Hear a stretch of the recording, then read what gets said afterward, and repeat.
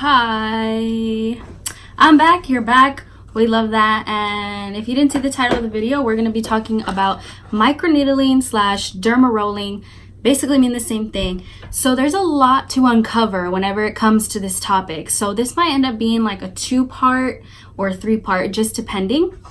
But yeah, so basically in this video, we're just gonna be talking about what it is, because I know that there's some people out there that don't necessarily know exactly what it is.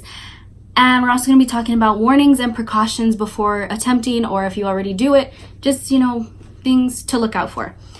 So what is microneedling? Microneedling is basically, it's using a derma roller. So it's like a procedure that has a bunch of hundreds of little needles that create little punctures and little traumas on your skin. And they're very tiny. For the most part, they should be painless depending on what needle size you used. And this is usually it's to stimulate the production of collagen in your skin. And we talked about collagen in my vitamin C video. So if you haven't seen that video, go watch it. It gives you a whole breakdown of what collagen is and why we want to have enough of it. So, okay, here are the basic advantages and benefits of derma rolling. So it reduces fine lines, deep wrinkles, and crow's feet.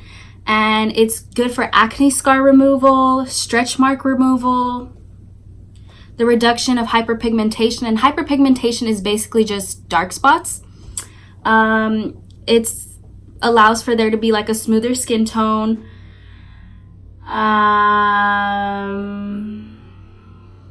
It boosts the absorption of your topical skincare products. And so if you use a lot of serums and oil in your skincare routine, this will make it absorb a lot quicker and a lot better. And overall, it's mostly just for anti-aging. Okay, so I talked about what derma needling slash microneedling is, and I said that you use a derma roller. You're like, okay, well, what's a derma roller, right? So a derma roller is basically a tool that rolls on your face, and I'm not sure if you're able to see let that focus. If you're able to see the little tiny needles. Let me try and get it to focus. Is it going to? Oh, I don't know if you can see that. They're very tiny. This is a 0.25 millimeter size, so it's going to be really hard to see. But basically, yeah, this is a tool. And this is it comes with its own little case. This is by a brand named Viva Spa. And it was, they're, for the most part, affordable.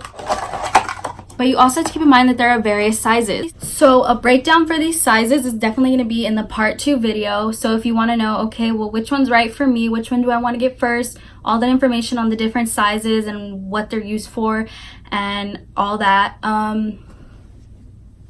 Just be looking out for my part 2 video.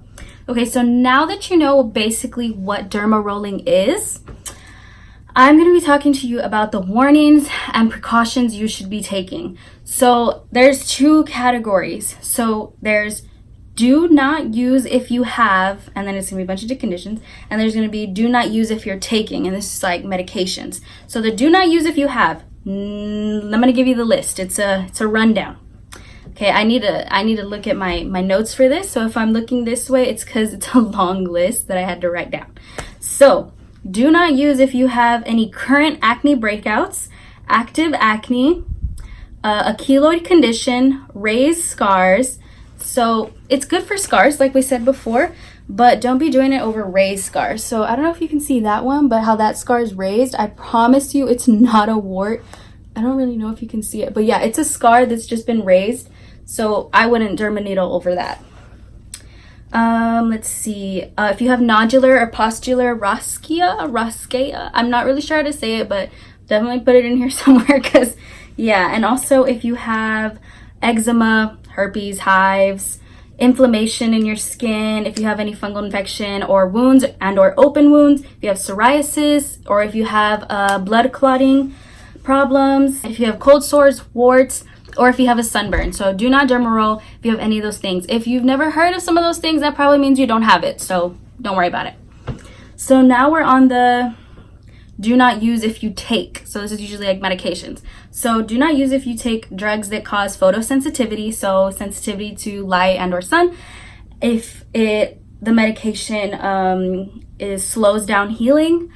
So yeah, because it's creating trauma and punctures in your skin, and if it's not going to heal right, yeah. So if you have drugs that cause that, don't try Derma-Rolling. If you do blood thinning drugs, and that's usually like in older people, but there are young people out there that for some reason need to take blood clotting drugs, and antibiotics. But as far as antibiotics go and certain drugs, if you take those, I guess you could just call your doctor and just be like, hey, I want to try Derma-Rolling, but these medications do this. Is it safe for me to do it? So it's kind of like a you and your doctor thing. So now these are other do nots. They're not really do nots if you have this on your skin, or yeah, so they're just other generic do nots. So do not dermablade over your lips or over your eyelids or over your eye. I don't know why somebody would do it over their actual eye, but don't do it. It's no.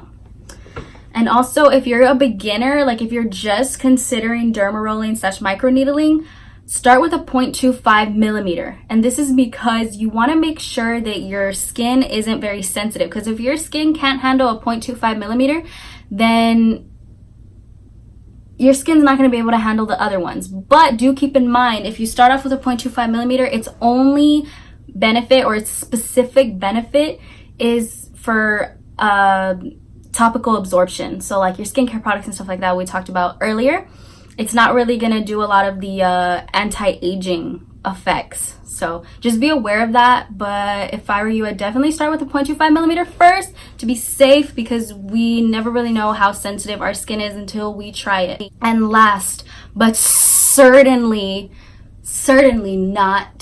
not least, I'm just going to turn this one into a tip of the day. So you know what time it is. Hey! So, tip of the day. This one's is super important. Never, ever, ever, ever share your derma roller.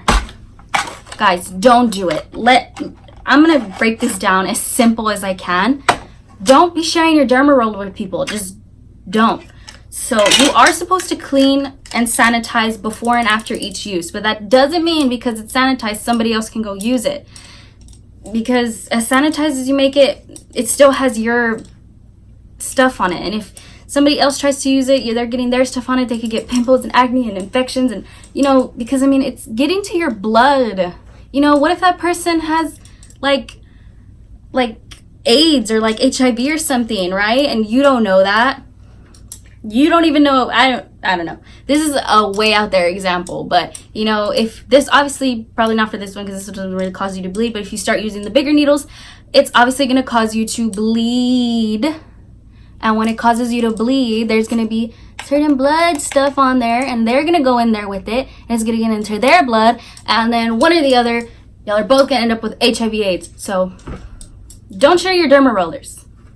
That's a very extreme example. It's probably not that true, but I just really want to make an emphasis on not sharing your derma rollers. It's super unsanitary. Don't do it. Just don't do it, guys. But definitely another part of the video will be about how to properly use it and how to properly clean it and make sure that it's safe for you to use and all that. If I am able to fit all of that extra information into one video that's not long, then I'll only have 2 videos, which my next one will cover almost everything.